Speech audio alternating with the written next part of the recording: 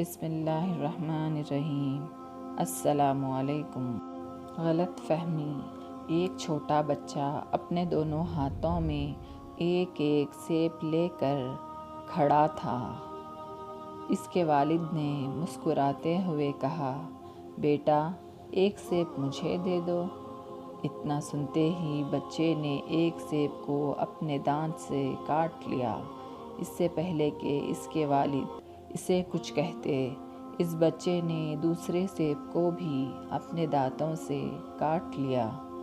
اپنے بچے کی اس حرکت پر والد دنگ سے رہ گئے اور ان کے چہرے سے مسکراہٹ غائب ہو گئی۔ تبھی بیٹے نے اپنے ننھے ہاتھ کو آگے بڑھاتے ہوئے کہا، ابو یہ لیں، یہ والا زیادہ میٹھا ہے۔ ہم کبھی کبھی پوری بات اور معاملات کو سمجھنے کی کوشش ہی نہیں کرتے اور غلط فہمیوں کا شکار ہو جاتے ہیں۔